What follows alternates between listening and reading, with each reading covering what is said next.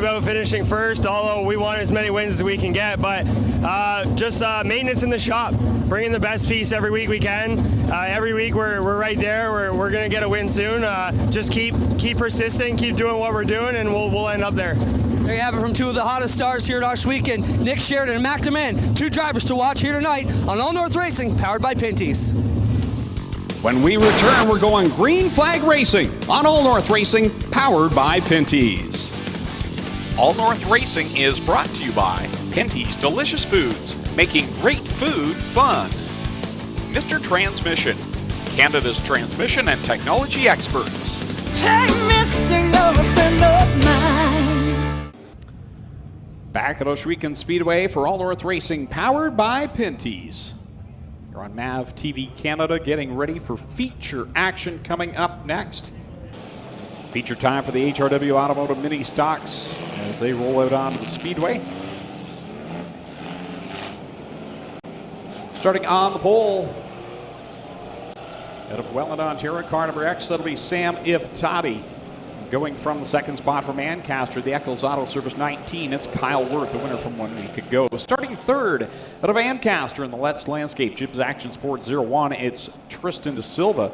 And starting in position number 4 out of Hamilton, car number 91, that'll be Olivier Larocque. Starting fifth from Guelph, make that Welland, Ontario, car number 12, it's Tony Kelly. And alongside him in the 6th spot, the Vacu Trucks number 1 out of Guelph, it's Jason Tolton. Going from position number 7 from Waterford in car 46, it's Wade Thorne, and to his outside from Hamilton aboard the Hallett Home Improvement number 93, it's Chris Reichman. Starting in position number 9, it's the 60 machine of Martin Schroeder, and to his outside from Caledonia, the 265, the wily veteran here at the Speedway, that is Mike Evers. Going from spot number 11 from Smithfield and Lampman Salvage 6X, it's Mike Serentakos, and his outside in the Savona Services car number 15, it's Cheeseburger Sean Iftati. Starting 13th from Hagersville in car number 23, the Timson Auto Machine, that is Dusty DeBoer, and lining up to his outside in the 14th starting position in the Burger Barn Ace 1 Construction car number 360, it's Kevin Thorne. Starting in 15th from Dundas, Ontario, car number 21 is Jonathan Ayrton, and going from 16th from Hamilton in car number 92, it's Jeremy Cooper. Starting in 17th from Hamilton, car number 17, that will be Mike Taylor, and to his outside from Brantford in car number 6, that is Ken Hamilton. Starting 19th in the Cobra Trucking, number 21H, rookie driver from New Hamburg, Ontario, is Ryan Hiller, and to his outside starting 20th in car 38C, it's John Cote. Going 21st in the Kubota Gaylor Equipment, car number 16 from Ancaster is Fabio Oliveri, and starting 22nd from Oshweekend in car 188, it's Paul Longboat. Going 23rd in the Rona, car number 7C from Welland, Ontario, the 7C is Cole Hardy, and going 24th from Niagara Falls in the 19T, that is Trevor Wan. Starting 25th in the R&B Sprinklers, number 96, that'll be Brian Crosgrove. And going from 26th position aboard car number 13M, that is Daniel McKay. 27th starting spot goes to Dundas, Ontario's Rob Twitchett in the Cal Tire, number 69. And his outside from Simcoe, car number 10, that'll be Zach Buckwald. Going 29th from Chatham, Ontario, the 20A, that is Aiden Maynard. And going from 30th in the Bell Camp Manufacturing 54, it's Christopher French from Stratford, Ontario. Starting 31st from York, he is the current point leader, getting one of those guaranteed starting spots. Car number 9, the Timson Auto Machine, that is Tim DeBoer, and starting 32nd in the final spot, again another one of those provisional positions, going to Jeremy May from Hagersville in the Summertime Spray Foam 16J. 32 cars will make up the HRW Automotive Mini Stock feature event. 15 laps will be the distance. The field takes shape behind the Strickland Brantford Chevrolet Pace truck as it will pull off down the backstretch. Sam Iftati and Kyle Wirth will bring us to the double green flags. Kyle McKenzie ready to turn this field loose for the first feature of the night here on All North Racing, powered by Pinty's. Green flags up in the air. Sam Iftati will drag race with Kyle Wirth down into corner number 1, and Kyle Wirth looking to get back to Mr. Transmission victory lane. Big trouble on the front straightaway. Ryan Hiller in the 21 gets turned around the wrong way. Unbelievable. Nobody collects him. We stay under green. Out in front, Kyle Wirt will lead the pack. Sam Iftani back there in position number 2 with Tristan DeSilva riding in the 3rd spot. We've got some visitors here tonight that don't race weekly. That X-Machine of Sam Iftani and Olivier Larocque in the 91, regulars down in the Marenville area. Larocque with a lot of steam under that hood in the 91, and I'm not talking about any mechanical trouble. I mean, he's got some horsepower in that little 4-cylinder 91 machine as he takes over the 3rd spot from Tristan DeSilva, and he'll look to make a move to the inside of Sam Iftani. As we mentioned at the top of the show, only 2 drivers so far this year have multiple wins in feature competition, one being Dylan Westbrook in the sprints. The other is this guy that's out in front. Kyle Wirt's got 2 wins this year in the HRW Automotive Mini Stock. He's looking to add to that here tonight. And Kyle Wirt has to be happy that they are the first feature of the night because, like he said, with that rear-wheel drive car, he just puts his foot to the floor, doesn't lift, and steers his way through anything. So give him a wide-open racetrack where he doesn't have to maneuver much through traffic, and Kyle Wirt is likely going to get the job done.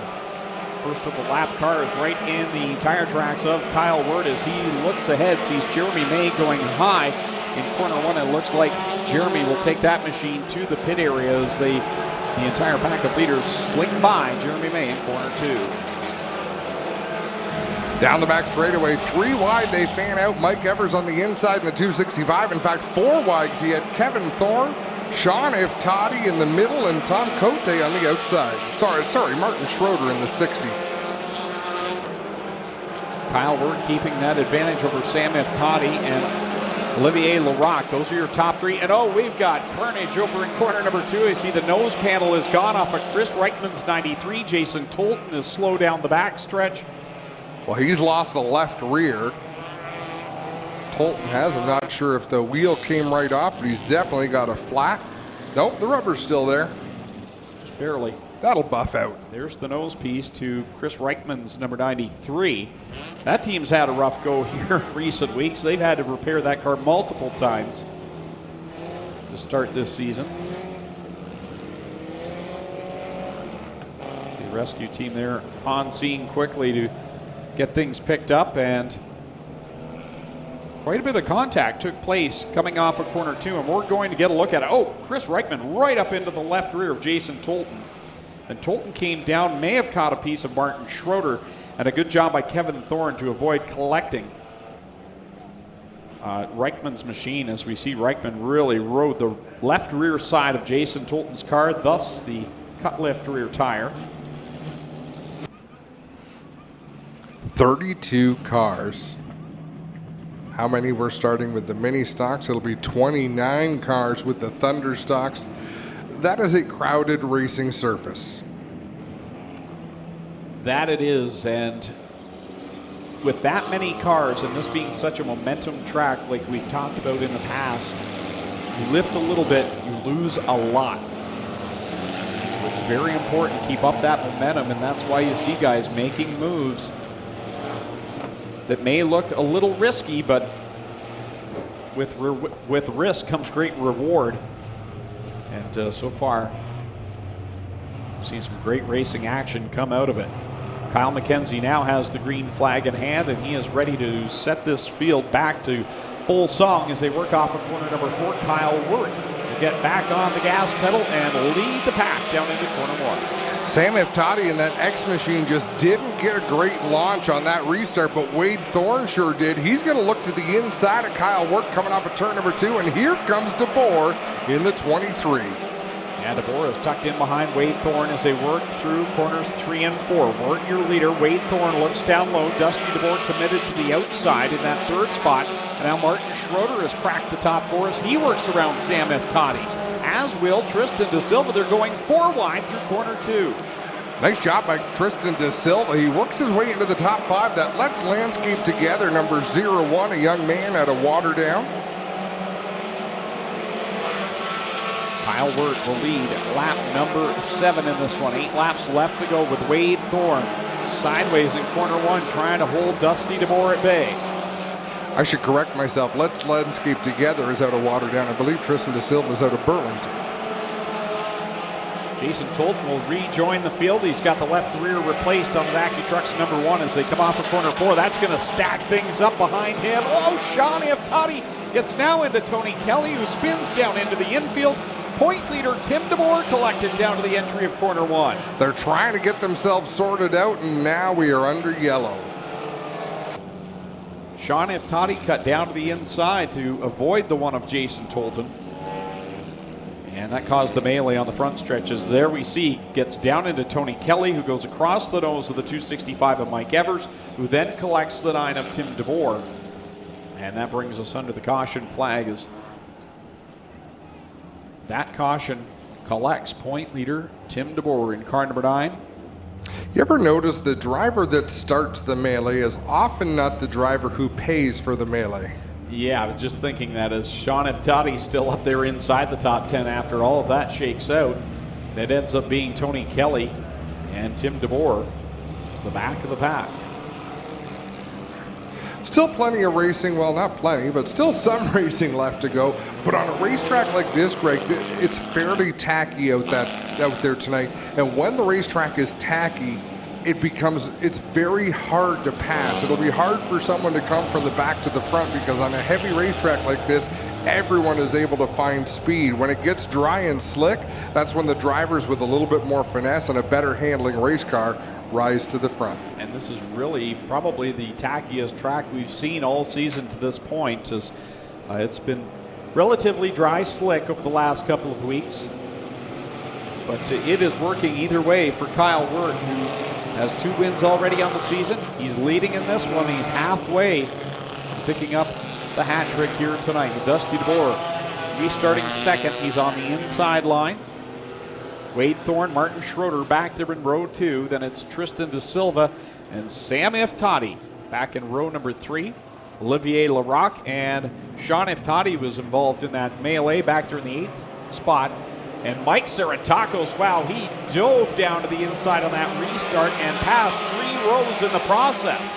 How about Cheeseburger to the outside, squeezing his way between Tristan De Silva and the outside wall as they race down the back straightaway. Some bold moves on that restart. Everybody wanting to find Mr. Transmission victory lane. Off of corner number 4. Kyle Wirt will lead the pack with Dusty DeBoer back there in second. Wade Thorne running third. Tristan De Silva with a nice run up in the 4th spot. Mike Sarantakos settling into 5th. And it's side by side with Cheeseburger and Olivier Larocque, 6th and 7th. So the top 6 or so have strung themselves out single file. Olivier Larocque working the inside in that 91 machine, but it seems that outside line right now, of course, as I say that, Wade Thorne drives to the inside to make a move, but that outside line is where the momentum is. That's where the speed is. On the ticker right now, you're seeing Sean Iftati scored in 4th, but it is actually the 0-1 of Tristan De Silva hanging up there inside the top 5 as we complete lap number 11 and the battle for the lead heating up. DeBoer to the inside, just showing that nose down low. Kyle Wirt keeping his foot to the floor, gets a nice run off the corner, but this is where DeBoer will try to wear him down lap after lap after lap. And if I'm not mistaken, I just saw a little fireball come out the 23 of DeBoer when he lifted into turn 3. Keep an eye on that. 3 circuits left for Kyle Wirt, looking for win number 3. Dusty DeBoer right in his tire tracks, as is Wade Thorne. Top 3 breaking away just a little bit. Tristan De Silva kind of on his own right now in 4th, and it's side by side for 5th. Sean Iftati, Mike Sarantakos duking it out. Iftati looking for that, looking for that racing room, but every time you drop to the inside, you just can't keep the momentum up. And with these 4-cylinder race cars, Greg, we're going to see monster horsepower out of the 360 Sprints tonight. These cars don't have the monster horsepower, so you've got to do it with momentum. White flag is displayed for Kyle Wirt in the Eccles Auto Service number 19 with Dusty DeBoer right there ready to pounce. The battle is on with 3/4 of a lap left to go. Wirt opens up the inside door for Dusty DeBoer. Oh, and Wirt slams the door shut, but DeBoer was already there. They race side by side into 3. DeBoer pitches the car sideways. Who's it gonna be? It's a drag race to the checkers. Coming to the line, Kyle Wirt will pick up win number 3 over Dusty DeBoer. Wade Thorne will cross the line in 3rd. Tristan De Silva at the line was fourth, and Mike Sarantaco somehow holds off Olivier Larocque and Cheeseburger Sean Iftani for the fifth position. What a battle to the checkers. And now they'll make their way to Mr. Transmission Victory Lane. So top five will go across the scales to make sure everyone makes weight before we go to Mr. Transmission Victory Lane. As we see the last lap challenge, here came Dusty DeBoer to the inside of Kyle Wirt. What a finish, Adam. And Kyle Wirt swung the back end around to defend that inside and then really turned it into turn three. I think Kyle Wirt wanted that win. As we see the cars going through the tech shed over in the pit area, just off of corner number 2. And what they'll do, they'll take the top 3 because they need them back for Victory Lane. That's Kelly Hallett, I believe, track official, coordinating traffic back there.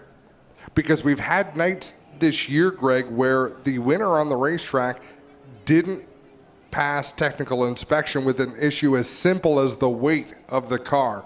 And if that's something we can control, we want to make sure we celebrate the right driver. So you just saw a glimpse of Kyle Wirt moving to the front of the line to get over the scales. There's Glenn Hills directing him on.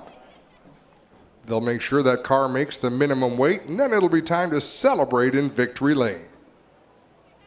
And should clarify that in a weight infraction, if someone is underweight and they do not make pass over the scales legally, that bumps the entire finishing order up a position. So second place becomes the winner. If there is a disqualification later on in a teardown, first place is dissolved and there is no longer a winner. So this is why we're doing the weight here prior to Victory Lane. So when we return, we're going to head down to Mr. Transmission Victory Lane and talk with our top 3. All North Racing is brought to you by Pinty's Delicious Foods, making great food fun. Production support provided by Enrium Dynamics. Broadband services provided by Indicative Solutions. Kyle Wirt climbing out of the car. Mr. Transmission Victory Lane will send it down to Clinton Jeffrey. Well, Kyle, another win here, 2 weeks back-to-back. That's got to be super impressive for you and your team. I know you're pleased, but what does it mean here to pick this one up on MAV TV Canada? Second time back on live TV, and I think I'm kind of liking it right now. Who helped you get here tonight, Kyle? I got to thank my sponsors, Eccles Auto Service, Gales Auto Aftermarket, Junkyard Jord, and I just picked up a new one. So we're going good. Congrats, Kyle. There's your winner, Kyle Wirt. We'll get over here and get second and third. Guys, get back to you. We'll be right back. So another win for Kyle Wirt. He's kind of asserting himself as a major championship contender now. And where did that come from, Greg? I mean, Kyle Wirt, he had some good runs last year, but boy, oh boy, definitely the one to beat. Clinton Jeffrey down in Victory Lane with Dusty DeBoer. Dusty, another solid run for you. You've been here more than once already this year. That's a pretty good start to your 2019 season. What does it mean to be back here in Mr. Transmission Victory Lane? Although not the winner, still a solid points night. Yeah, it was pretty good. I started kind of middle of the pack, and once I got to Kyle, I was sticking with him better than last week. And I was hoping he would slip a little bit. He was bouncing a little over the turn 2. And the last lap, he kind of got a little wide. I thought I could get underneath him, and then we both hit the bump in turn 3, bounced off each other, and it just scrubbed off a little too much speed. But yeah, second, I mean, I can't complain about that. Being in Mr. Transmission Victory Lane, that close to victory, I'm very proud of that. Exciting finish. We'll get over here and talk to Wade Thornton. Wade, great run there. You were in this mix as well all night. Third place run. Can you be satisfied with that here tonight? Oh, 100%. I think last time I was up here, I was following these two guys again, and I saw them bounce around through the bumps pretty good, but I couldn't hold it through them either. And I was trying to get there, but I knew our brand tractor, Buckle Landscaping Cavalier, didn't have enough power through 1 and 2 to keep up with them. We were really fast with 3 and 4, but I got to thank everyone for wrenching on this thing all week. My girlfriend especially for putting up with me in the shop, and my dad who really helped me put this new nose on the car and help it look good for last week and this week. There you have it. How about him for your top 3? Kyle Wirt, Dusty DeBoer, and Wade Thorne. Get it done here in Mr. Transmission Victory Lane on All North Racing, powered by Pinty's. Thank you very much, Clint. Great job by those top 3 in a great battle out in front to decide tonight's winner for the HRW Automotive Mini Stocks. And a great crowd of youngsters down there in Mr. Transmission Victory Lane. And Adam, we look at the fan base here at Ohsweken Speedway, and my wife asked me last week, she said, is it mostly men that go to the races? And I said, no, you know what? There's a lot of kids here, a lot of women that come as well, and there's a youngster there that's got the latest issue of Inside Track Motorsport News. You can get your subscription at InsideTrackNews.com. Lots of youngsters here every week.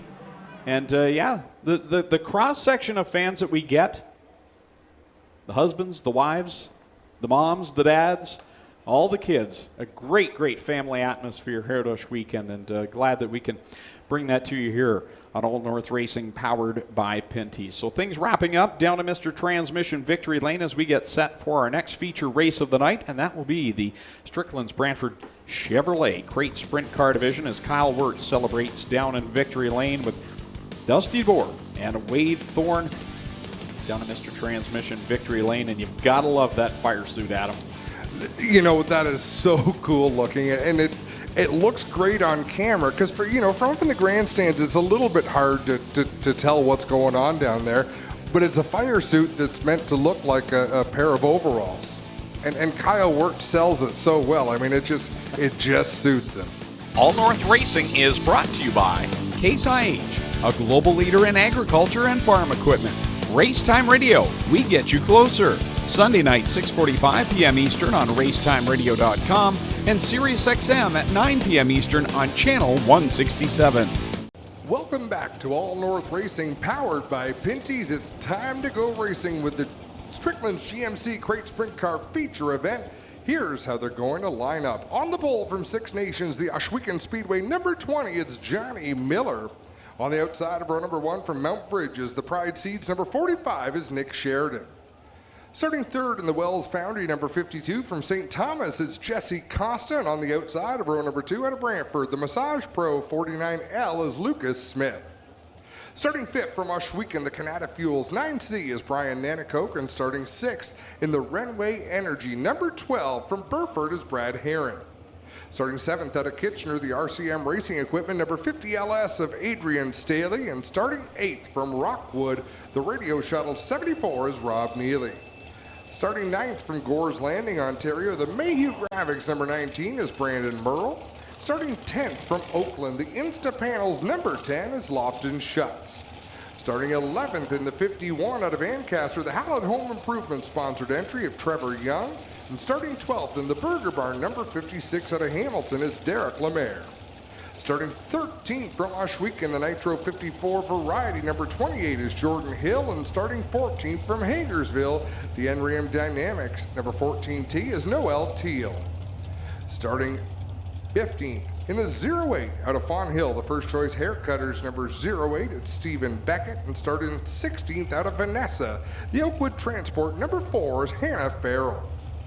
Starting 17th from Freelton, the DJD Graphics number 43 is Darren Dryden. And starting 18th from Kitchener, the 39 is Shane Stickle. Starting 19th from Hagersville, the MK8 of Matthew Hill. And starting 20th out of Ohsweken, the 69 is Joshua Hill. Cars that transferred from our B main. Starting 21st from Caledonia, the NRAM Dynamics number 88 is Jesse McDonald.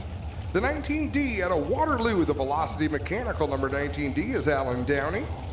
Car number 70, the Pro Battery Shops entry out of Niagara Falls, Ontario is Bailey Hurd. Car number 49 from Caledonia, Iroquois Hereford Farms number 49 is Jerry Hill. And rounding out the field from Welland, the Cool Licks Ice Cream Parlor number 3B is Blaine Barrow. That is how they'll line up for this 20-lap A main event. Greg Callan.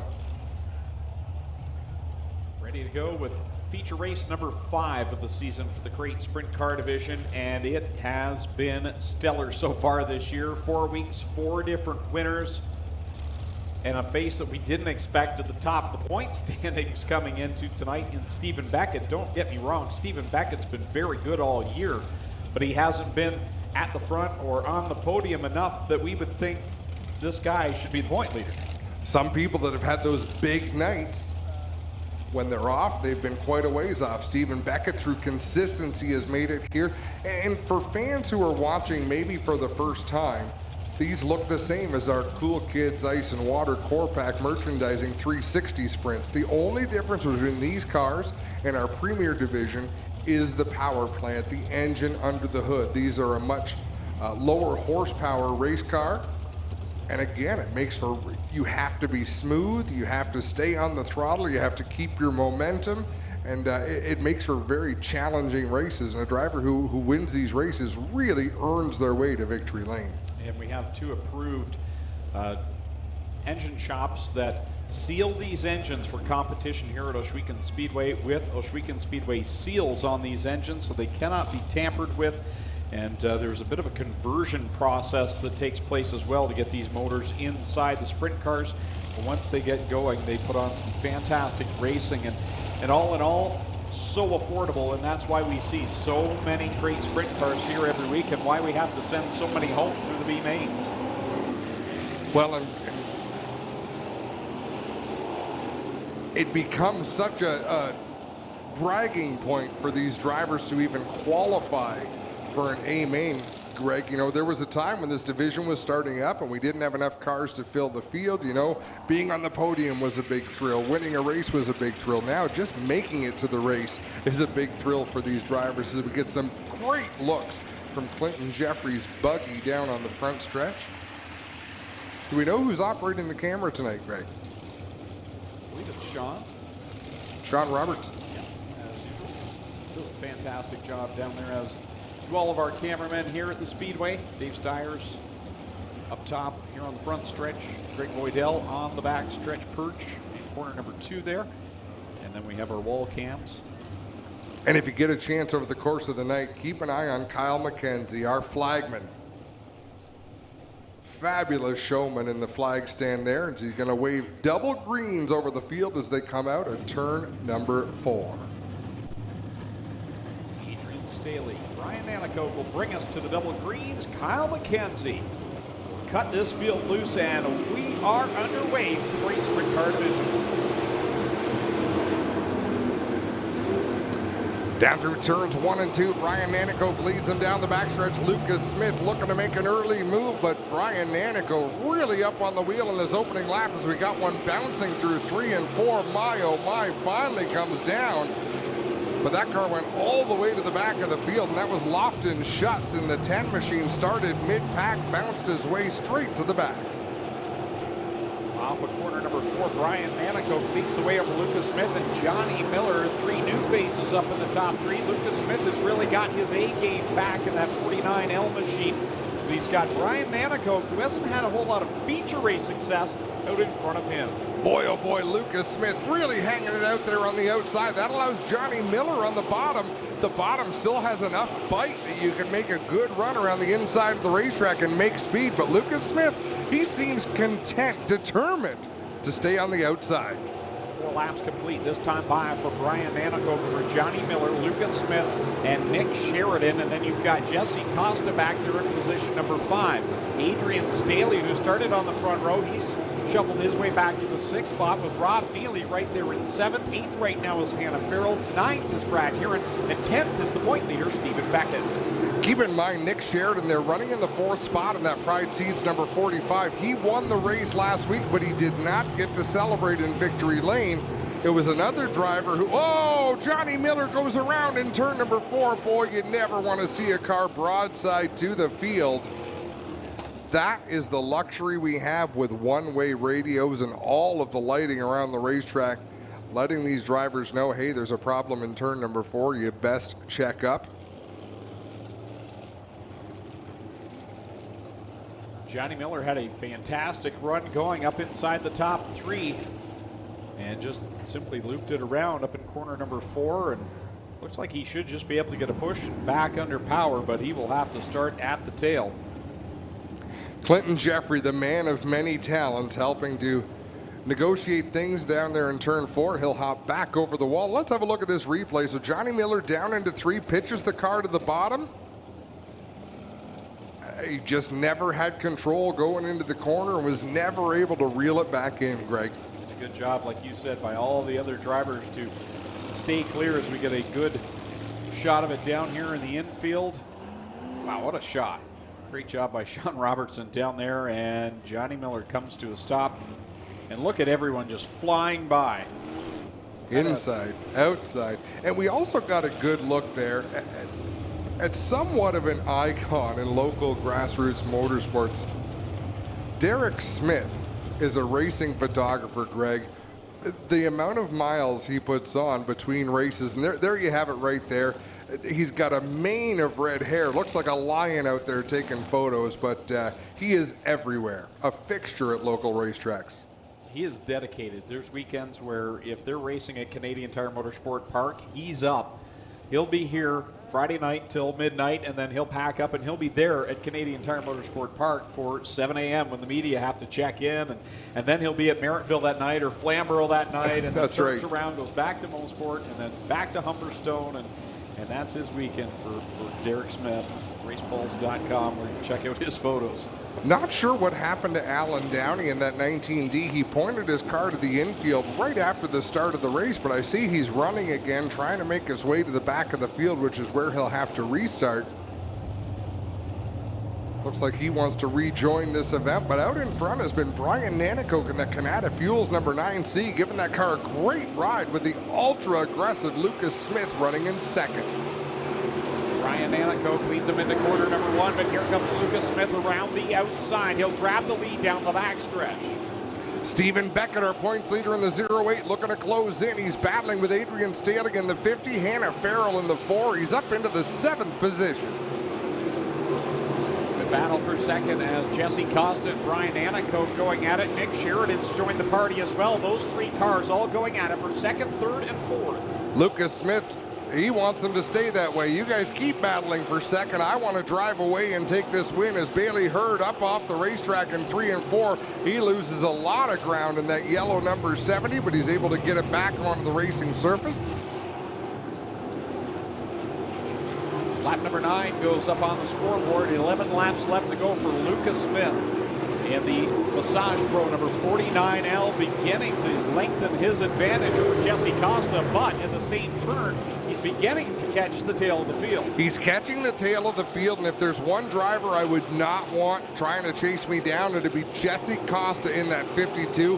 One of the more experienced drivers in our crate sprint car division, one of the more aggressive drivers. Of course, last year his season ended early when he broke his back in an accident down at Humberstone Speedway. He is back with a vengeance in 2019, and he is really in Lucas Smith. He picked up the win when we were back on TV Canada back on May the 31st for All North Racing powered by Pinty's, and now he's slowed up at 3 there. Strange run for Jesse Costa.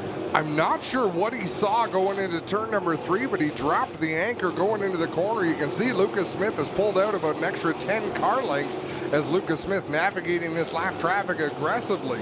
And Jesse Costa had caught the leader, and now he's got 2 lap cars between he and Lucas Smith, who is mired in between Noel Teal and the 20 of Johnny Miller with 13 complete and 7 to go. If I'm not mistaken, Johnny Miller just got into the back bumper of Lucas Smith there. Smith had to slow down for Noel Teal. Johnny Miller was on the loud pedal, and they made a little bit of contact. That could have been a whole lot worse for our race leader as he works off at turn 2. Lucas Smith gets around Darren Dryden, now looking to get by Jerry Hill up in corner number 3, with Jesse Costa still 2 lap cars between he and the leader, and now Jesse is having the gap closed between he and third place Nick Sheridan. He had to take evasive action there around Noel Teal. Wow, bounces down into turn number 1, just about comes to a stop. Nick Sheridan gets around for that second position, but that was actually a lucky break for Jesse Costa. It was like being on a trampoline for Jesse Costa down in corner number 1, and somehow he kept the car going, but Nick Sheridan scooted by for the second spot.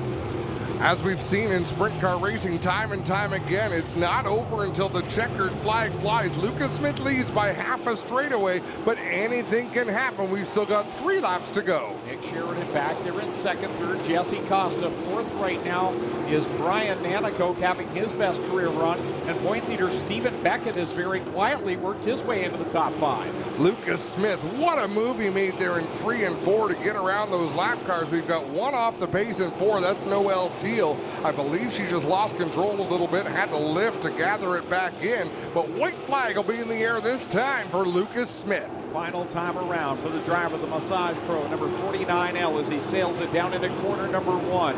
He's got a good advantage now over Nick Sheridan and looking to become the 5th different winner in the Strickland GMC Crate Sprint Car Division. It's been a tough start to the season for Lucas Smith. The drought is over. He wins the feature event here tonight, coming home in the 2nd spot.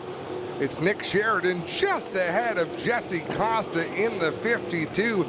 That is your top 3. And actually, when Clinton Jeffrey gets a chance to talk to these drivers in Mr. Transmission Victory Lane, I want to know how Jesse Costa's back is feeling after the bounces he took there in 1 and 2, because that could not have been a comfortable ride for that driver. And Jesse Costa, last year in August, he broke a bone in his back and missed the remainder of the season, so I'm sure that felt pretty rough for him down in corner number 1 as he took the wild ride, but still comes up with the podium finish as Lone Wolf Fireworks lights up the sky here at Ohsweken Speedway in preparation for the celebration down in Mr. Transmission Victory Lane. Again, the top 3 will go across the scale back in the pit barn and then make their way down to Victory Lane here at Ohsweken Speedway. So again, we see the top 3 going across the scales. There's Jesse Costa, driver out of St. Thomas, Ontario. Now Nick Sheridan headed straight to Victory Lane. A little bit of a miscue there. He's going to head back to the scales as we see Jesse Costa rolling over the scales. So I would say that was probably a happy ending. Usually if there's a problem with weight, they'll reweigh the cars a couple of times. So if they're getting over the scales and it's good news, generally you only see them once stop on the scales, and then they head on and complete their trip to Victory Lane. Brian Nanakoke going across the scales, and a really good run for him tonight with the top 5. I'm looking forward to seeing what Brian has to say in Victory Lane. That should be a fun interview. All North Racing is brought to you by Pinty's Delicious Foods, making great food fun. Mr. Transmission, Canada's transmission and technology experts. Take Mr. You're a friend of mine. Come on down here, Lucas. They had motor trouble to start the season. They've got it handled now. And Lucas Smith back here in Mr. Transmission Victory Lane. Tony from Mr. Transmission, handing him in the trophy and the hat and getting ready to go. Hand him the trophy there, Tony. We'll get in there. Congratulations. Lucas, what a great run tonight. I mean, I talked to your dad a bit. He told me you guys had motor troubles. You got it worked out. 2 weeks in a row here in Mr. Transmission Victory Lane tonight on the right step. Congrats, man. What does it mean to make it happen here on TV tonight? It means everything for me to be here tonight. You know, we struggled at the start of the season, but, you know, everyone stuck with it. No one gave up. You know, we kept working at it. It's so good to finally get our efforts paying off. There you have it from your winner, Lucas Smith, guys, down here in Mr. Transmission Victory Lane. Yeah, Lucas, a couple of weeks ago on social media said, I'm going to have to go to the backup car. He pulled out the threat, and it's paid off. He's been on the podium ever since. All right, you going over here, Jesse? Well, guys, we're ready here in Mr. Transmission Victory Lane with 2nd place. Well, Nick, you were here last week, but then DQ on the scale put you in the number top spot. Let's talk about what it means to be a winner here tonight. In 2nd place, not quite where you want to be, but pretty solid night for you, being 14 years old. Yes, definitely a solid night. I mean, our team did a really good job. I mean, this track was kind of slick. We weren't quite expecting it to be. We had to make some last-minute changes, but, I mean, she was on rails. Just kind of hard coming from 8th, and there was some lap cars battling in front of us, but it was a good run. Solid run for Nick Sheridan. Jesse, 2nd TV race. You're here, not on the top step tonight. 3rd place. Adam had a question, though, for you. After your back problems last year, how were those bumps out there tonight?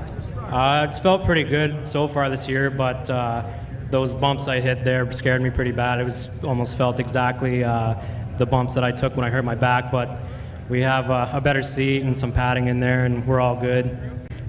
And there you have it, ladies and gentlemen, from Mr. Transmission Victory Lane, your top 3 tonight. Lucas Smith, Nick Sheridan, and Jesse Costa get it done here tonight, guys. On the pole out of Brantford, car number 40 is Derek Liverance. On the outside of row 1 from St. Anne's, the 74 is Steven Vanderzanden. Starting in 3rd from Port Robinson, the 108Z is Zach Bleach. And starting 4th, out of Thorold, the 11 is Go Fast Teeple. Starting 5th from Ohsweken, the 24 is Blake Bomberry Jr. And starting 6th from Caister Center, the 28 is Jim Lampman.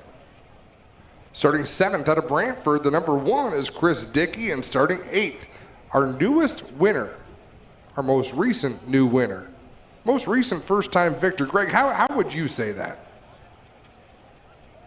You're focusing on your next lineup. I shouldn't interrupt Greg when it's my turn to talk anyhow. Our most recent feature winner in the Thunderstocks, 15 years old at Caister Center, the 28D is Donnie Lampman. Starting 9th out of Port Robinson, the 108 is Bill Bleach, and starting 10th from Canfield, the 32 is Mark Fawcett. Starting 11th out of Hagersville, the 23 is Trevor DeBoer, and starting 12th from Harley, the 37 is Robert Hoskins. Starting 13th in the 84 RK from Victoria is Ryan Beagle, and starting 14th from Hamilton, the 25 is Ken Sargent. Starting 15th from Hagersville, the 49 is Dave Bailey, and starting 16th also from Hagersville, the number 8 is Ryan Dinning. Starting 17th from Parts Unknown, driving the 6R, it's Jeff Rulifs. Starting 18th from Caledonia, the 21X of Mark Bazine. Starting 19th in the number 2, it's Matt Newell, and starting 20th from Oshwegan, the 38 is Frank Turkey. Starting 21st from Brantford, the 13 is Casey Huffman, and starting 22nd out of Caister Center, 41 is Adam Plazik. Starting 23rd from Hagersville, the 93 is Melissa Miller, and starting 24th from Morpeth, the 5G is Darcy Grant. Starting 25th in the 53 out of Jerseyville, it's Logan Schwedick, and starting 26th out of Port Colborne, the 11R is Bryce Richardson. Starting 27th from Hamilton, the 43 is Kyle Andrus, and starting 28th in the 79 out of Guelph, it's Greg Hale. Rounding out the field in the number 4 is scheduled to be Aaron Rawitsky out of Simcoe, Ontario, but they broke the transmission in that 4 machine, and Aaron sent me a message on Facebook to say that's our second transmission failure of the year.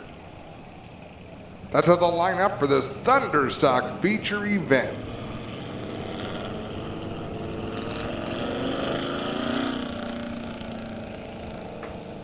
Two features remain on the program here tonight. This one, the Middleport Mechanical Thunderstock Division, and then we'll go into the Cool Kids Ice and Water Core Pack Sprint Car A main event. Clinton Jeffrey is trackside down in turn number 1, overseeing some of the work being done on the racetrack. Clinton, what's going on? Yeah, guys, here you are with another Case IH track report. As you can see, the guys have done a great job here. They power harrowed this bottom, and we found it was very chunky during the start of the last crate race. They've broken it up nicely. These teams are packing it in nicely, and it's going to be nice and smooth here for the rest of the racing to come here tonight. There's your Case IH track report from turn number 1. I find it refreshing that Clinton mentioned that something is chunky, Greg, and he wasn't talking about either of us in the tower. I have no comeback for that one, Adam. There really isn't. Let's go for ice cream.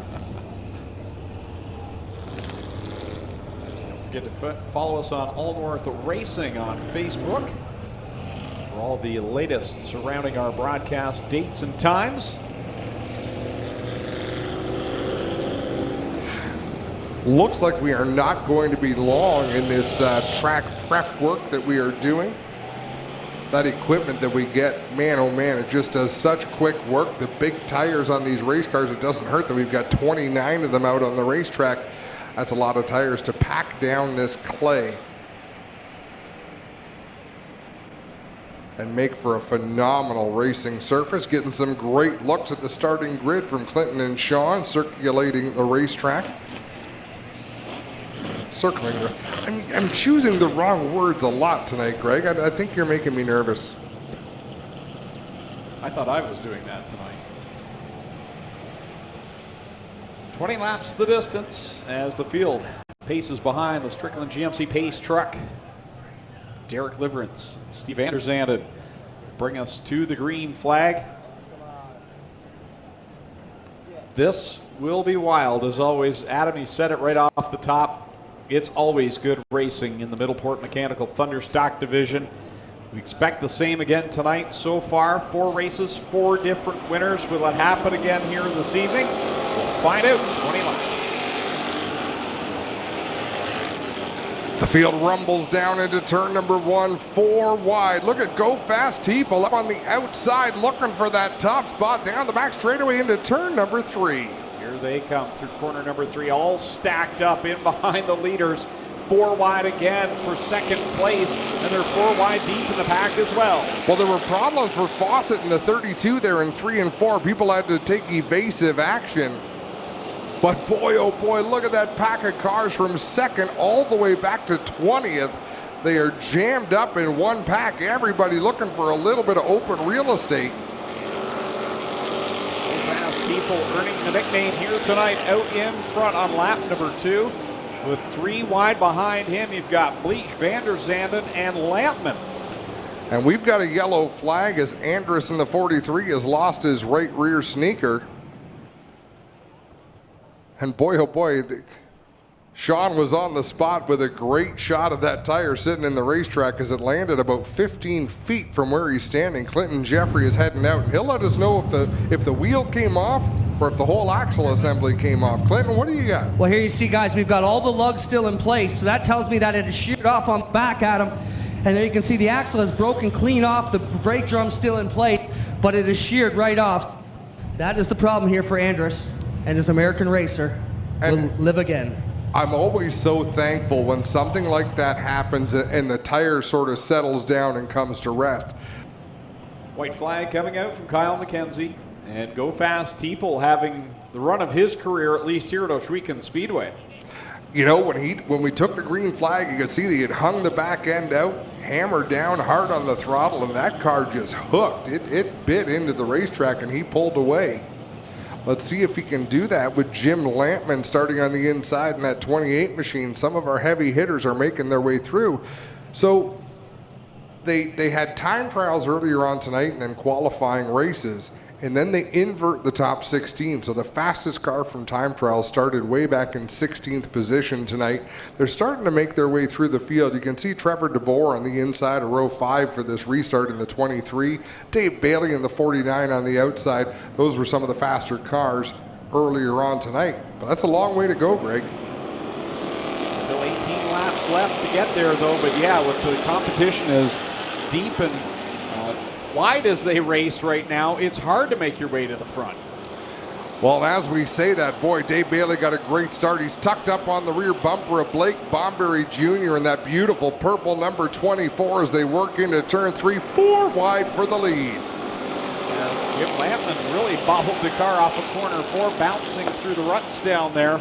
And sitting back in that 4th position now is Billy Bleach, who had some smoke coming out of that car in the qualifiers, looking solid right now in 3rd. Well, that's both of the Bleaches up there in the front. 2 Bleaches in the top 3 spots. They've not been regulars here at the Speedway, but they've both turned a lot of laps here at the racetrack over the years. Here comes Billy Bleach to the inside of Go Fast Teeple with Zach Bleach out in front. It's about to be a Bleach sandwich down the backstretch as Go Fast Teeple stuck in the middle. The Bleach crunch just doesn't have the ring to it that the Malachi crunch had, does it? They are there. Oh! Wow, coming off of turn number 4, they close the gap on Go Fast Teeple, but look at who's here. Brewster Baker, Dave Bailey in that 49 machine. It's tough to block, and they're running very fast, but it's tough to defend multiple cars and multiple lines. There comes a time you just got to go as fast as you can and let the chips fall where they may. 14 laps left to go for Billy Bleach at the top of the scoring pylon, with Dave Bailey now into the 2nd spot, and he's brought Ken Sargent along. Ken had a really good run with a win in his qualifier. And Jim Lampman in that orange 28, I don't think we've seen the end of him just yet. He's got a lot of speed in that race car. He just hasn't been able to find a line that he can open it up and run his line all the way around the track. He's having fits right now behind Zach Bleach.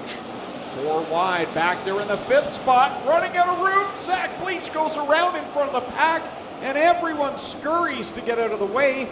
3 cars collected. It's Go Fast Teeple and Ryan Dinning, and some parts circulating around up there as well. You know, it's just everyone trying to fight for the same real estate. Let's look at this from the Dave Stiers camera, but they never stood a chance because you've got 4 drivers, 4 wide. 2 of them would have had to give way, had to lift to make room for that maneuver to happen. I just don't foresee that happening. Right front flat for Ryan Denning. We saw Rob Hoskins pass by us. Quentin Jeffries down in the corner with Zach Bleach and Go Fast Teeple. Well, they're hung up together here on the front, guys. I don't know if you're picking this up, but the two wheels have stuck together here with Teeple and Zach Bleach. So they may need a quick lift here on the front.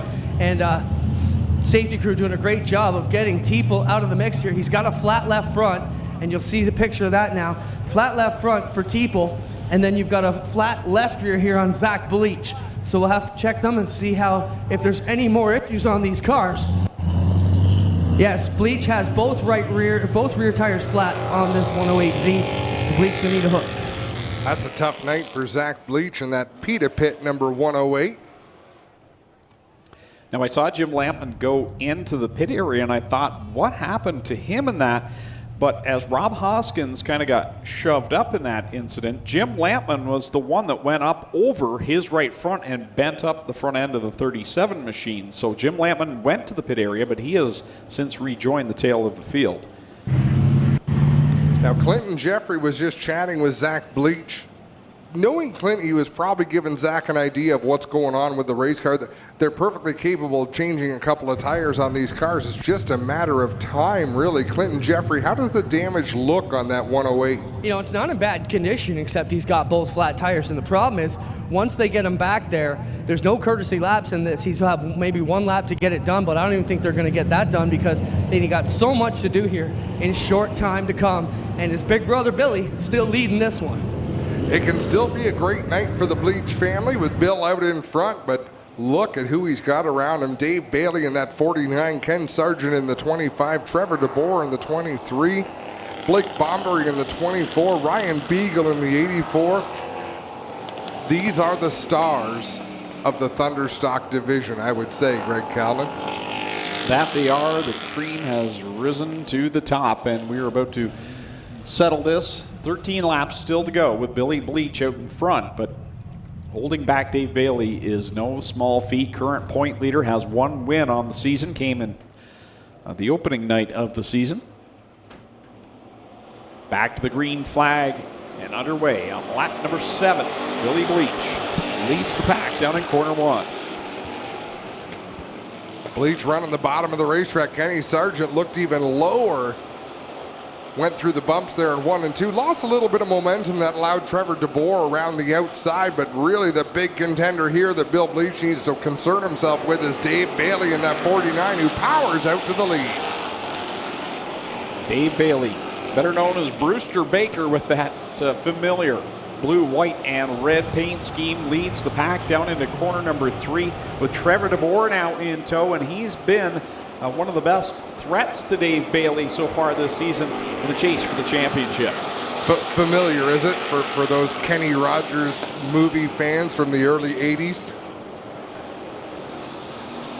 It's only familiar to gearheads like you and me who revel in the movie Six Pack, that docudrama. We just assume everybody has watched it. Well, if you haven't, you should.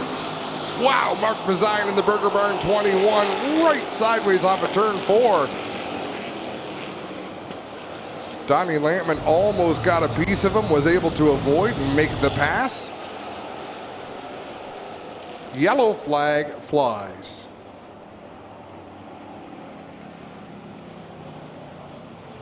Some debris there up in corner number 4, right in the middle groove coming out of the corner, so that put us back under the caution flag. 10 complete and 10 to go. That looks like a Camaro nose to me.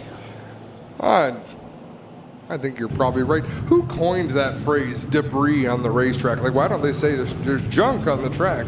It's a stuff caution. There's stuff on the racetrack. Well, guys, it was Ryan Denning. It appeared to be off that number 8 Club 54 racing machine.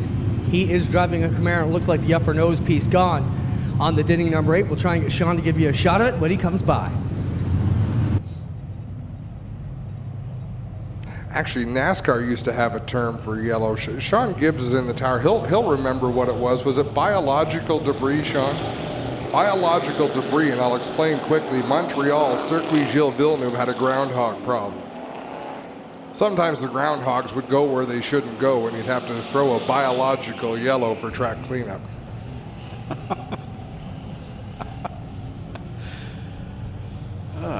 There's more to that story, but I'm not going to share it. Right. I don't think it's suitable. Because the parts before certainly were. Back to green we go. Dave Bailey on the loud pedal. Trevor DeBoer in the 23 giving chase, and here comes Ken Sargent in the 25. DeBoer digs deep on the inside of Dave Bailey as they work it off of corner number 2 with Bill Bleach there in tow. Ken Sargent back in the 4th spot. Driver with some problems. Blake Bombery Jr. drifted back a couple of spots. Boy, and that put him where he doesn't want to be, right in the middle between Van der Zanden and Mark Bazine in the 21X. He'll lose both of those spots. But out in front, Dave Bailey under pressure from Trevor DeBoer. And boy, oh boy, deja vu all over again. Do you remember the last TV race, Greg? Yep, these two went at it, and Trevor DeBoer muscled his way to Mr. Transmission victory lane, looking to do the same again. It seems like the DeBoers bring something a little extra here on the TV nights. And not only did Trevor DeBoer take the win on that night, but Dave Bailey was very gracious in his interview after finishing second, saying, you know, if someone's going to beat me, I'm glad it was Trevor DeBoer. Do you think he would be as gracious if that should happen again tonight? Well, I was just thinking that right now. Once was maybe good enough. The second time, not so funny, as the caution flag flies again. A groundhog in corner 2. Oh, that looks like the bottom half of a Camaro nose piece. Man, oh man, there's bits and pieces everywhere.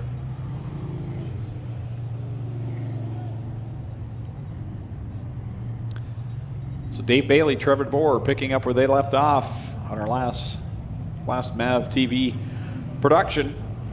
And it was Trevor DeBoer that came out on top in the Caledonia Auto Supply 23 on that night. But Dave Bailey looking to solidify another championship here at Ohsweken Speedway, and he's well on pace to do that once again. You know what? It's a challenging feat to win a track championship. You have to be good night after night, week after week. Dave Bailey has won championships in the same year 4 times. 3 track championships, a Friday night track, a Saturday night track, a Sunday night track, and a touring series, which is unheard of. Yeah, he did that in 2017. He is the 4-time champion here at Ohsweken Speedway, and he's done it 4 years consecutively. There hasn't been another champion since 2014 that isn't the name of Dave Bailey, and that was Dave Silverthorne Jr. That's going back a ways. Wow, yeah, that's a name from the past. So he's looking for a full hand of championship rings is what he's going for here, as Ohsweken Speedway gives their champions some pretty nice jewelry if you can take home the championship. Green flag is out. Dave Bailey will lead them back down into corner 1 with 7 laps left to go. Trevor DeBoer working the inside, but Ryan Beagle, the driver on the move on the outside. That outside lane, the driver that restarts 4th actually has a really good shot. Whoa, contact between Beagle and Dave Bailey. That could have been a nightmare. Wow, Ryan Beagle not usually that aggressive, but he decided, you know what, I'm going to go for it, and he almost made it work, but almost put Dave Bailey around. That allows Billy Bleach now to slip back to the inside of the 84 RK. Bleach runs up, closes the door on Ryan Beagle to the outside. Beagle coming back to the inside as they'll drag race down the front stretch. 5 laps left to go for Dave Bailey. Trevor DeBoer in his tire tracks. Ryan Beagle, the top dog, back there in 3rd. Billy Bleach running 4th, and Ken Sargent is not going away. He's hanging around there in the top 5. Yeah, Sargent is always ready to pounce as Van der Zanden goes around in turn number 4. Contact. He gets collected by a couple of other cars, and we are under yellow. You know, the fun thing about Bill Bleach racing with us is he's kind of the other tracks in our region, Merrittville Speedway down near St. Catharines that races Saturday nights, Humberstone Speedway that races Sunday nights. They're bull rings, Greg. They're a very physical style of racing, and Bill Bleach brings that same style to Ohsweken when he comes. Very much a roll up your sleeves and get into it, as we're looking at a replay here down through 3 and 4. And that was Van der Zanden having already spun. A couple of drivers trying to get through. Go Fast Teeple gets turned around. Ryan Dinning, because why not? Dinning had nowhere to go. There was nowhere he could have gone there. And he was the only one of the three to actually make contact as Van der Zanden and Teepold went around on their own. Both back under power. Down here, Teepold's got all kinds of problems on the front end of this car. When he comes by, you'll get a look at it. Get a good look at the right front on the Beamsville Fish and Chips Lucky Strike machine for Teepold, as man, he's got all kinds of problems on that right front, guys. He is done for the night, but he will drive it back under his own power. Still to come, the Cool Kids Ice and Water Core Pack merchandising sprint cars with their 20-lap main event. Well, and we have to give a big shout out to Gina and Rick in Wainfleet, because our good friends Tony Spiteri and Michael Comparoni from Pinty's are watching this on their projector screen. Thanks for tuning in, folks. It is greatly appreciated. What fantastic supporters of racing, though. I mean, unbelievable. To be able to take this product and put it on TV all across Canada. I know these drivers are so proud. I know Glenn Stiers, the track owner, is so proud of what we're able to share with people all across the country, Greg.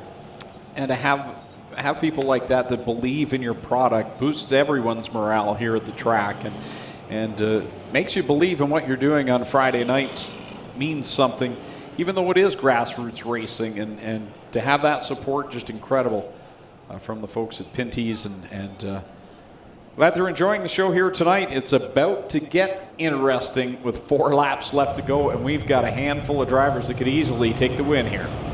Back under green, Ryan Beagle quickly to the inside of Trevor DeBoer. DeBoer running him low down the front stretch. That's going to open the outside for Bill Bleach if he can get a good run.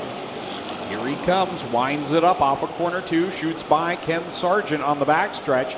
All the while in front of him, it's Ryan Beagle and Trevor DeBoer going at it, trying to chase down Dave Bailey. Did you see what Trevor DeBoer just did there? As deep as he ran into turn 3, Dave Bailey had to be clear by the time he slid up the racetrack, because it was inevitable that 23 was going to come across the track.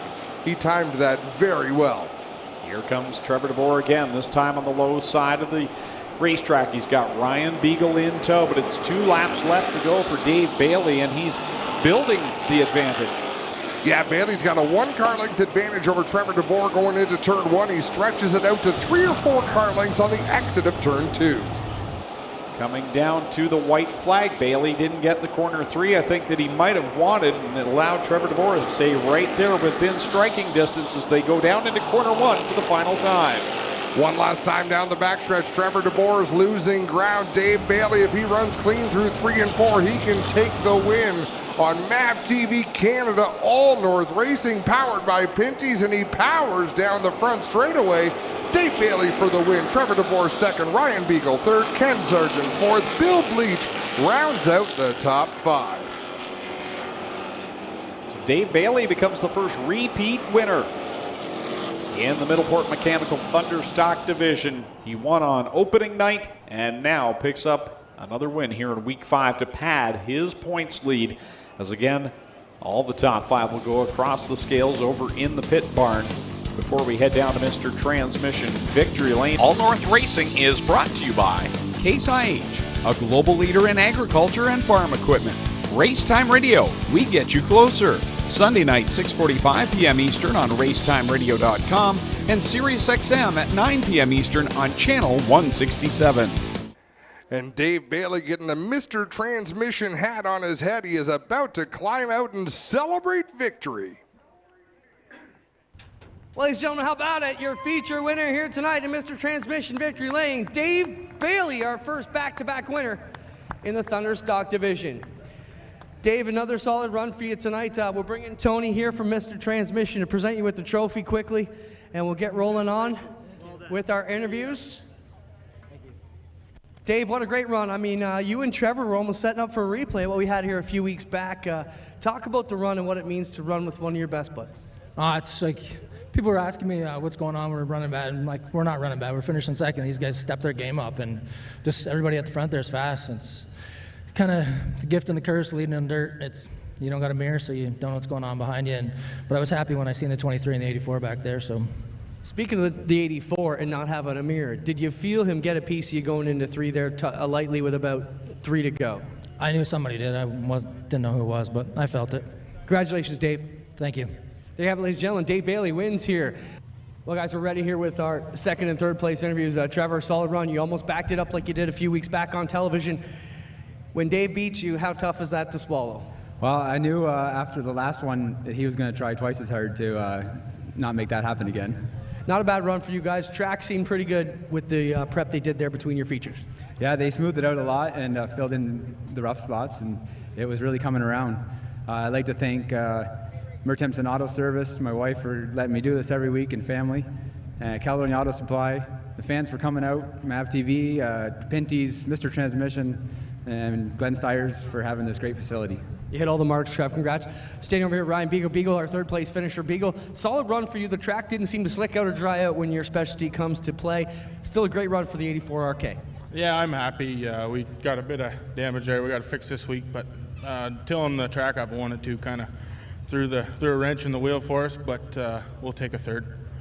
There you have it, ladies and gentlemen. Your top 3, Dave Bailey, Trevor DeBoer, and Ryan Beagle get it done here in Mr. Transmission Victory Lane. All North Racing, powered by Pinty's. Time for our final feature race of the night, and it's going to be a good one.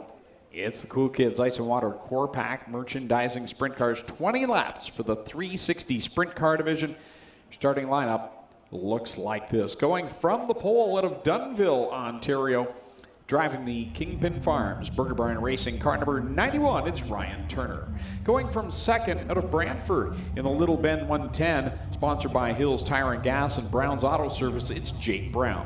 Going from the third position out of Caledonia, the Burger Barn Ace 1 Construction Aiken Motors 55, it's Mikey Bobby. And alongside him, picking up a heat race win here tonight out of Scotland, Ontario, in the Total Rentals Car Star Brantford car number 87X, it's Sean Evans. Starting in position number 5 out of Alden, New York, in the Merzac Enterprises Fiberworks Composite number 49 is the straight shooter Scott Kruder. And alongside him, going from the 6th position out of Scotland, as he had his win streak broke 1 week ago, looking to get back to victory lane, driving the Sovereign Fusion Original Traders Energy Burford Heating and Air Conditioning car number 47X D-Dubs Dylan Westbrook. Going from 7th, he was the winner 1 week ago out of Caister Center in the Burger Barn Ace 1 Construction Mobile 1 car number 13 is Corey Turner. And alongside of him out of Brantford, driving the CarQuest Auto Parts Brown's Auto Service car number 10 downtown Mitch Brown.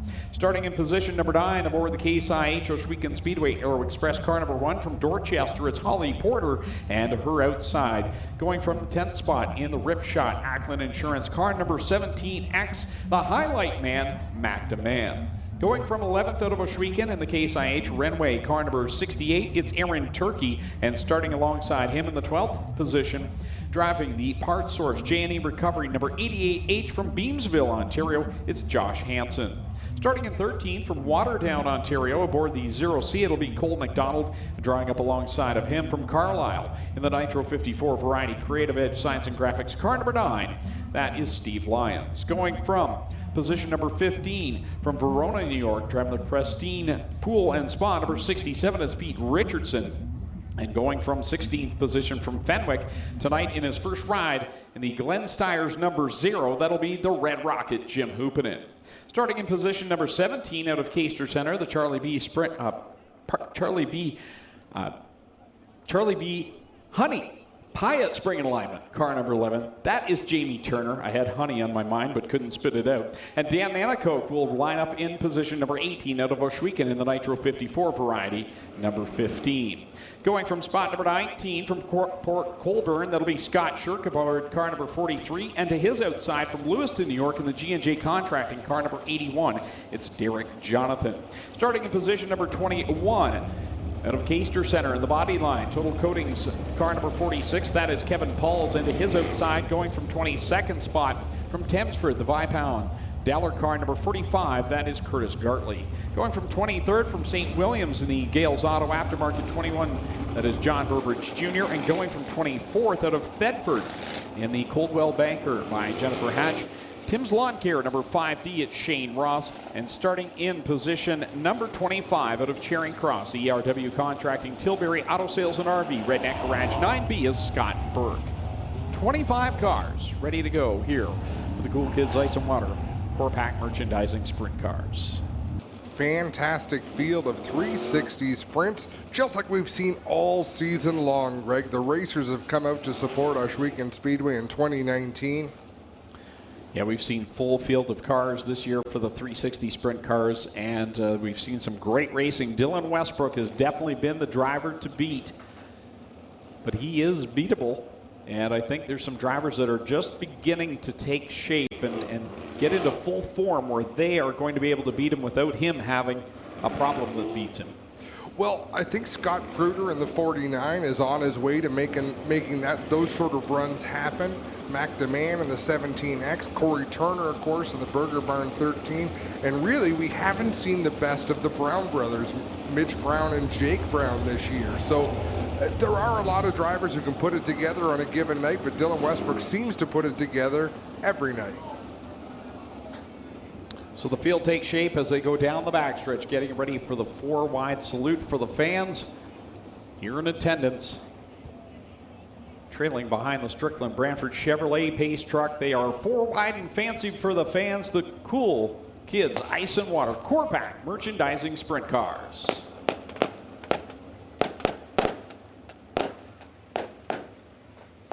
Fantastic shot there, trailing the 4 wide salute. You won't get any more up close to a 4 wide salute than that right there, folks. Fantastic images we're seeing from down trackside. Oh, we have a flip on the backstretch. Mike Thorne. Red flag is out as cars were getting up to full throttle, and Mike Thorne flips in corner number 3. And that was a wild ride for Mikey Bobby Mike Thorne, who climbs out of the car frustrated, and rightfully so, Adam, because we touched on this earlier. Mike has had nothing but horrible luck here in 2019. And I believe Mike Thorne is just going to walk directly to the pits. Not a happy driver whatsoever. And Greg, I'd be lying if I said I saw what happened. I was looking down. We were talking about instructions on what's going to happen after the race. Clinton Jeffrey is on the scene. Look, guys, obviously not much to talk about. You can see the incident down here. The car's totally destroyed. Top wing gone. The big problem here for Mike, if they could get it repaired, is this front axle. I'm not sure Sean can see that. You can see the... As I get down low there, microphone not cutting up, but the axle is bent right over, and that's the problem here for Mikey Bobby. They got tons of front end damage. They will not be able to get this fixed. So tough break for these guys here tonight. I'm not sure if we would even have a look at that accident, so our backstretch cam wouldn't see it. Here goes Spencer. We see the tail end of that flip, but nothing to show how it started. So again, these sprint cars, no starters in these cars. And if you've never seen a sprint car race before, well, Clinton Jeffrey did a little bit about what a sprint car is prior to the race here tonight. It's basically a dragster motor, fuel injected, running on alcohol, methanol, and it is a bad piece. Now, you got a seat, cockpit in here, full containment seat. Drivers are ready to go here, but all you basically got with a sprint car is you've got the motor, seat, tank, 4 tires, and these massive wings. The wings do a couple of things. One, they give a lot of downforce to help you push down on the track and get this heavy horsepower to the clay. The other thing you've got is one on the front. Keeps the front wing planted down to help you with your steering. A lot of aerodynamics here on this short track here at Ohsweken. Ladies and gentlemen, you tuned in looking for a show? Well, here you go. Let's end all the anticipation as we bring to you our feature presentation.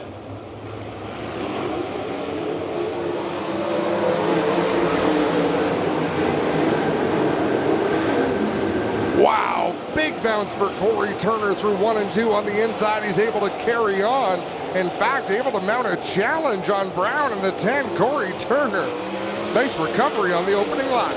And in all of that, he damaged the nose wing on the number 13. You see that Mobile 1 nose wing laying down flat for the 13 of Corey Turner. We'll see how that affects his handling.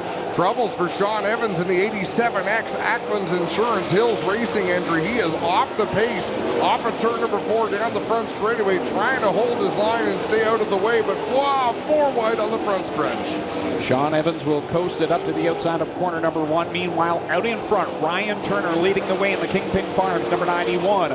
Dylan Westbrook, I believe, off the racetrack in turn 4. That's going to bring out a yellow.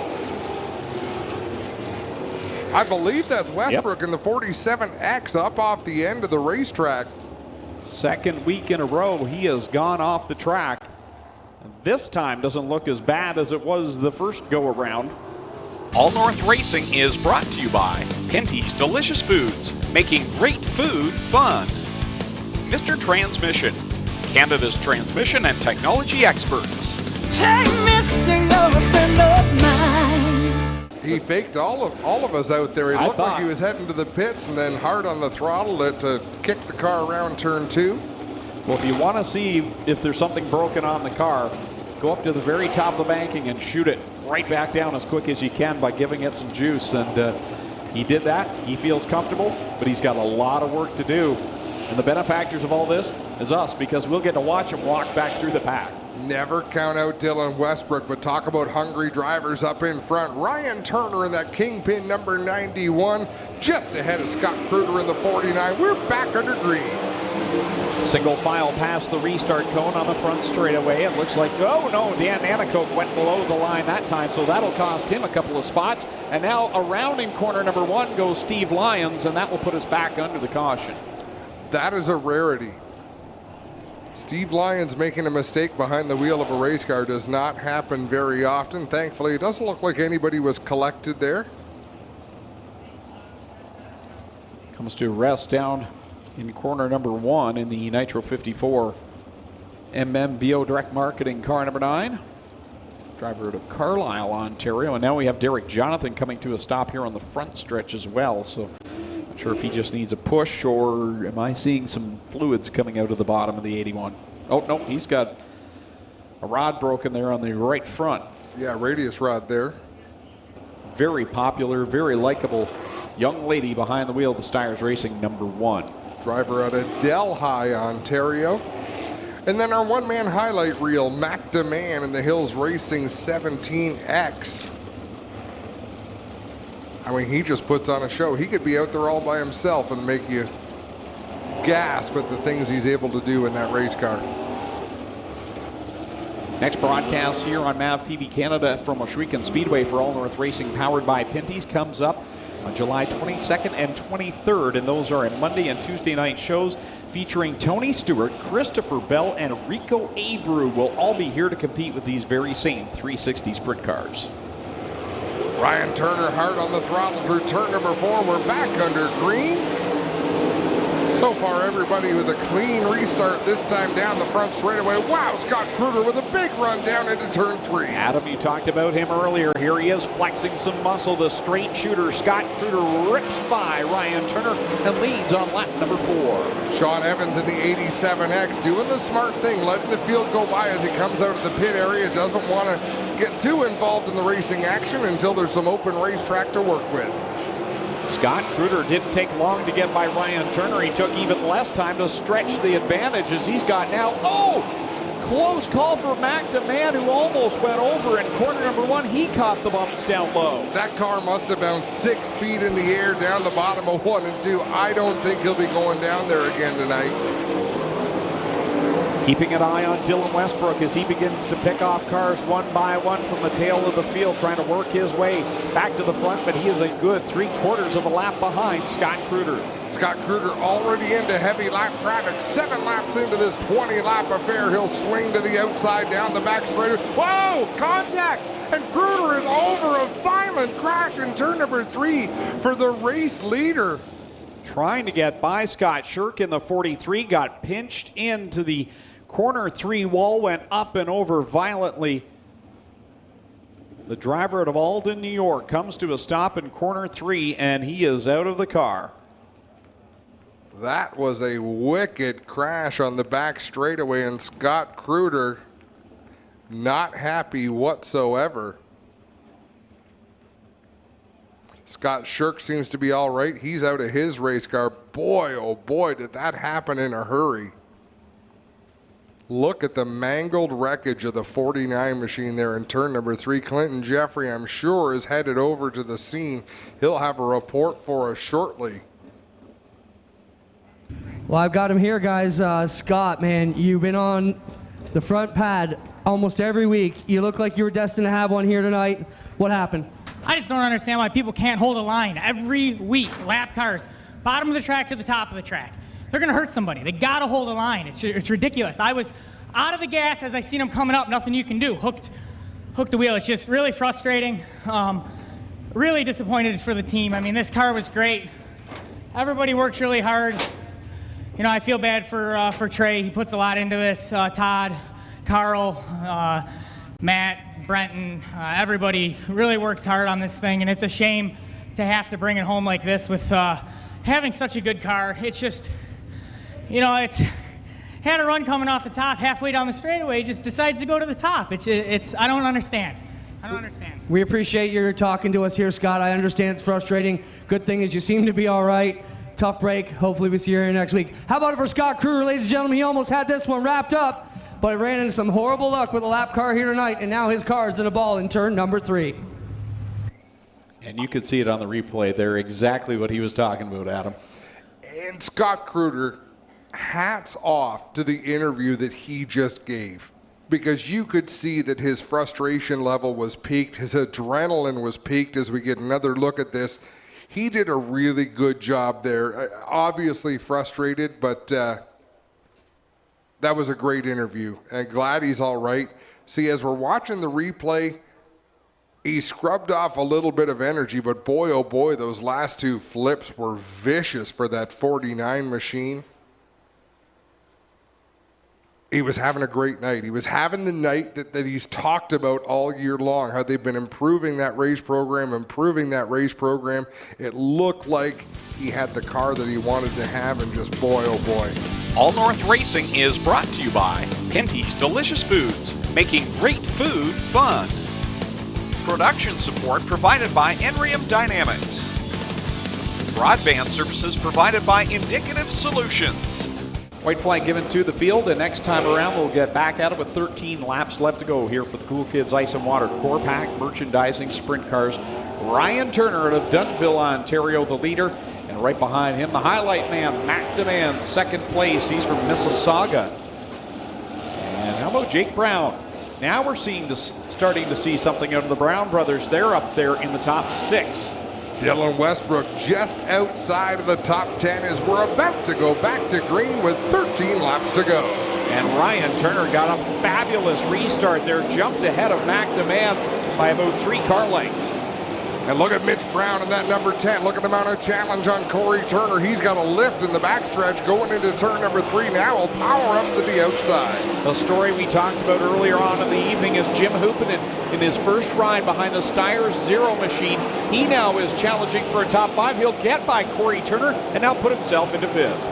Hoopinen looking great out there in that orange number 0, but out in front it's Ryan Turner by about 6 car lengths over Mac Demand in the 17 as they approach the lap car of Kevin Pauls down the backstretch into turn 3. Brown brothers right now 4th and 5th. Jake is 4th. Make that 3rd and 4th rather. Jake is 3rd, Mitch is 4th, and now 5th is Jim Hoopinen closing the gap on Mitch Brown. He's really making that horsepower work for him tonight. You can almost see the smile on Jim Hoopinen's face from here as he works that race car. Definitely has a feel for it now. In the heat race earlier on, he didn't quite look like he had a great feel for what was going on as we've got a battle for the lead. Yeah, right up in front, Mac Demand challenging on Ryan Turner as they go at it. One car goes high up in corner 4. It's Dan Nanico. He'll come back out on the track very close to the leaders. Oh, wow, Ryan Turner went high in 3 as well. I almost thought he was going to shoot it off the end of the racetrack.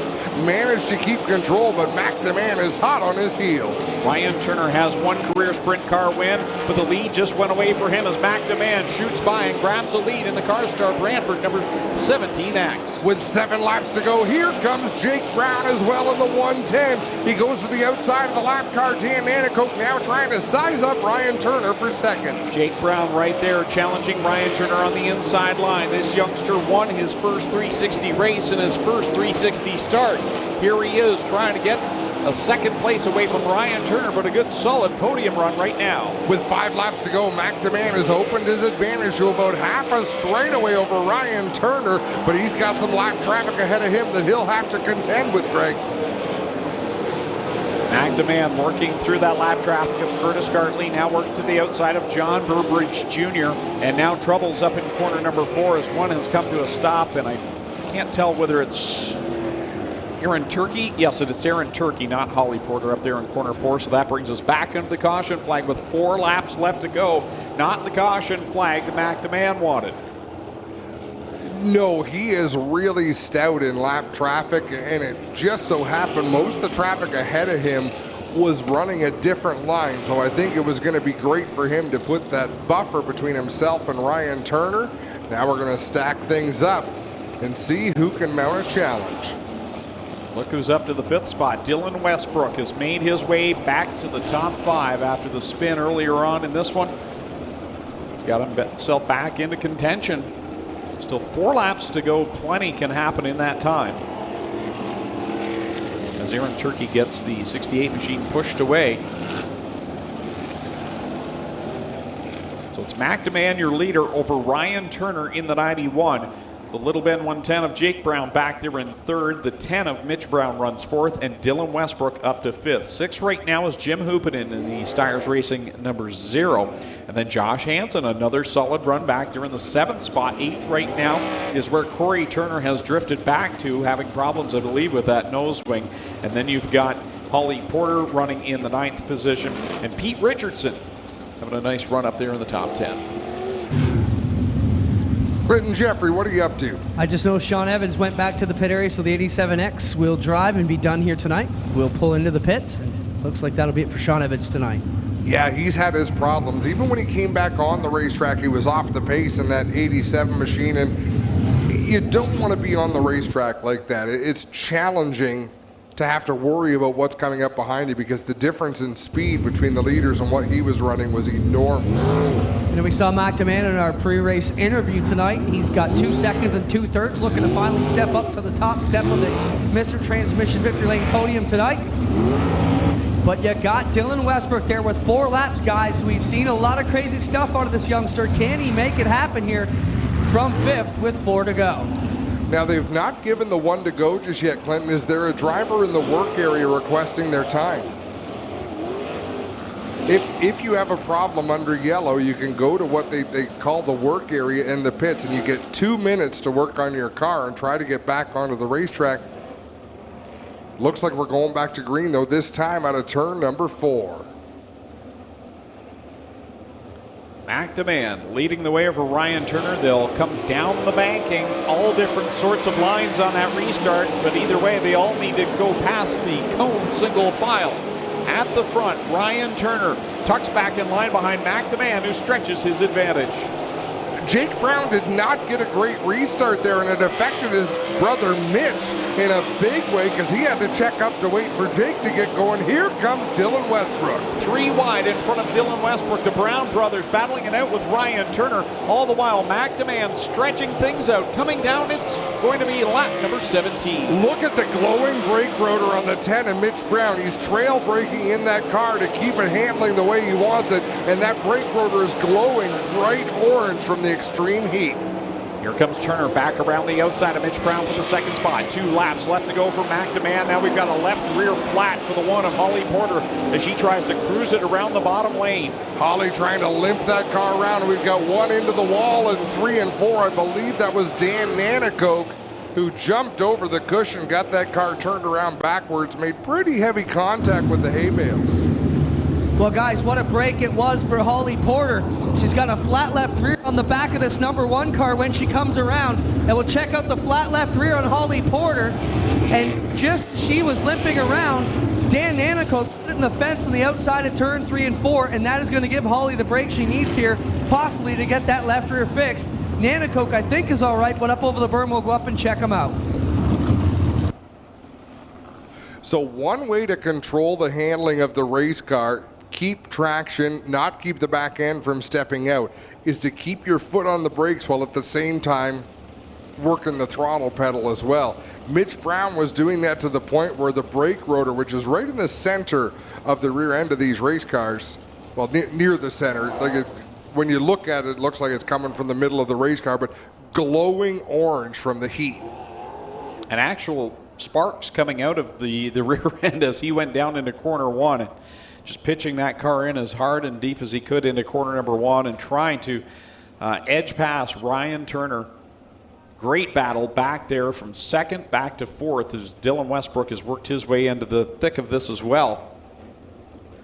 2 laps left to go here on All North Racing, powered by Pinty's. I want to thank you for joining us here tonight. And again, make sure you're tuned back in again on Monday, July the 22nd, Tuesday, July the 23rd for the Summer Nationals here at Ohsweken Speedway. We will welcome in Tony Stewart, Christopher Bell, and Rico Abreu, all here to compete with our Cool Kids Ice and Water Core Pack Sprint cars. And we should also mention, Greg, every Friday night that we race, that we're not on MAV TV, we stream the events online. So find us on Facebook, Ohsweken Speedway. You can catch all the action. There's a great shot of Mitch Brown and his glowing brake rotor. And a note from one of our fans, like I said, people in the pits get real involved. The glowing hot rotor is 3 inches from your butt in the race car. The driver definitely feels that heat. That coming from former sprint car driver Jeremy Hughes.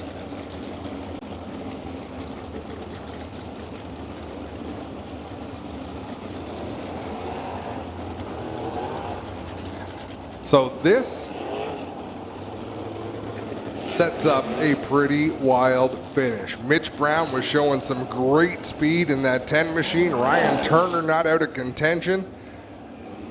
Dylan Westbrook still back there in 5th. He got up to that 5th spot, just wasn't able to get any further, but with 2 laps in a sprint car, you can make a lot of things happen. On the last restart, it was Ryan Turner right behind Mac Demand. This time it'll be Mitch Brown. And Ryan didn't get quite the restart I think that he wanted on Mac. Mac was able to pull away. Let's see what Mitch can do in his first crack at the leader with 2 laps to go. He showed some mercy to his brother Jake on that last restart. The Jake didn't get a great launch. I don't think he's got much mercy to show for Mac Demand in that 17X. We're about to find out. 2 laps to settle the score. The last restart, Mac Demand went really high up in the banking and shot down. Mitch Brown took a bit of a different line on the restart. He does it again as they race down the front stretch. They need to stay in position, but Mitch Brown gets a good run and he'll dive down deep in corner 1. He gets a great run around the bottom of the racetrack, avoids the big bumps, but Mac Demand was plenty quick up high. White flag, 1 more lap, Greg. Here comes Mitch Brown on the bottom side, but it's the highlight man, Mac Demand, leading into corner number 1. The top 2 right there, duking it out down the backstretch for the final time. Into 3 and 4, Mac Demand drives that car into the outside, running the cushion all the way through 3 and 4. He'll take the checkered flag over Mitch Brown. 3rd gonna go, oh, who took it? Ryan Turner by 5/1000ths of a second over Jake Brown. Dylan Westbrook will slide home in the 5th spot. Josh Hansen 6th, Jim Hoopin in 7th, Shane Dykstra, I make that Shane Ross, comes home in 8th, 9th. Steve Lyons in 10th was Corey Turner at the line. Mac Demand picks up his 2nd career 360 sprint car feature win. Great racing action there. Mitch Brown and Jake Brown have to be happy at him tonight to come out of here with 2 very solid performances. They put together a great run. I imagine they will be satisfied with that. I mean, they're winners. You know, they want to win these races, and it sounds obvious. All racers want to win, but the fact that they're getting closer. This is a sport where you really have to inch your way ahead. You've got to find those small gains when you can. And they're all headed down to Mr. Transmission Victory Lane, where Clinton Jeffrey is going to talk to what I believe will be a very excited Mac DeMann. Well, he's the bridesmaid no longer in the CarStar Brantford Ackland Insurance 17X. Lone Wolf Fireworks lighting up the sky here at Ohsweken Speedway, the official firework provider of the Big O. And a great night of action as we get set to go down to Mr. Transmission Victory Lane one more time here tonight, as Mac DeMann begins to unbuckle from the Hills Racing, Nathan Ackland Racing 17X. Let's send it down to Mr. Transmission Victory Lane to Clinton Jeffrey. Well, ladies and gentlemen, how about it for Mac DeMann? He gets the win here, 2 seconds, 2/3, and tonight he's a winner in Mr. Transmission Victory Lane. He'll get up there and give us the wing dance quickly and celebrate this win. How about it for Mac DeMann, ladies and gentlemen?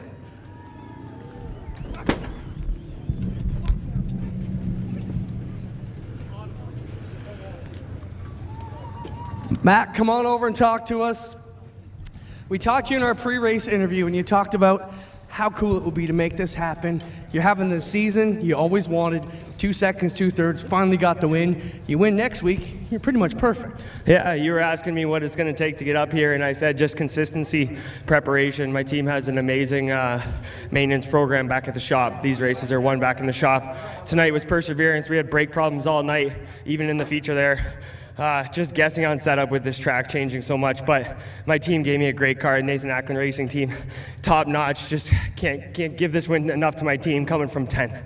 Congrats, Mac. Thank you very much. They have from Mac DeMann, our winner here in Mr. Transmission Victory Lane in the 17X. Well, the point leader is winless no more, Adam. He made it to the top of the pile with consistency, and now all that's paid off, as he's mentioned. And no surprise to me, Mac DeMann a little bit out of breath there. He worked hard for that win. He got that car right out of shape a couple of times, but when it mattered, he reeled it in and had a fantastic run. Clinton Jeffrey's down with our second place finisher. Well, Mitch, your former champion here, finally seeing you back here on the front straight over. Your car looked really good. Your dad's got to be happy. Both you and Jake were running awesome tonight. Talk about your drive. Yeah, it's a good deal. Jake was decent too, but no, we were decent and just came on at the end there and Hoopin and showed me the line down there midway through that race and sort of helped me out there. Solid run for Mitch Brown here. Ryan Turner, Ryan, you were in the mix all race as well. You know, your brother grabbed one last night. You're running good as a teammate. You got to be real pleased with this Burger Barn team, how it's running for you, this Kingpin Farms 91. Solid night for you.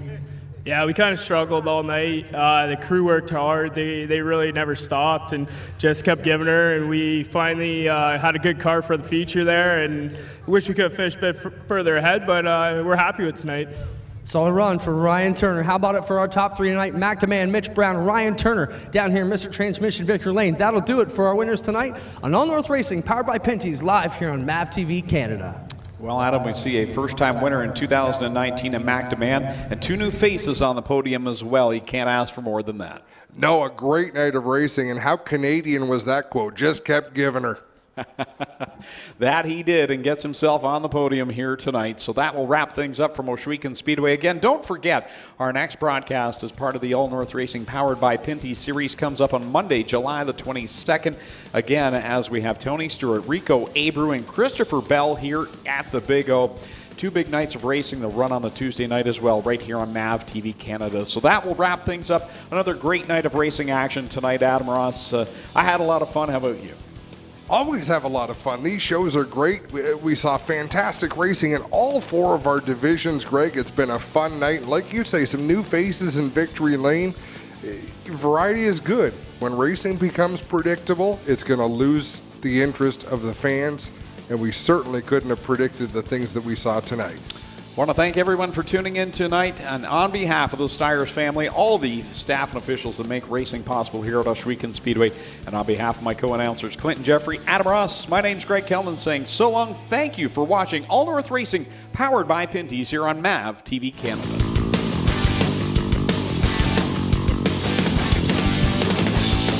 All North Racing is brought to you by Case IH, a global leader in agriculture and farm equipment. Racetime Radio, we get you closer. Sunday night, 6:45 p.m. Eastern on racetimeradio.com and SiriusXM at 9 p.m. Eastern on Channel 167. Lucas Oil, made in America, sold to the world. Go to InsideTrackNews.com for an exclusive subscription offer for MAV TV Canada viewers. Use promo code MAVTV. Production support provided by Enrium Dynamics. Broadband services provided by Indicative Solutions. Pinty's Delicious Foods, making great food fun. Mr. Transmission, Canada's transmission and technology experts. Take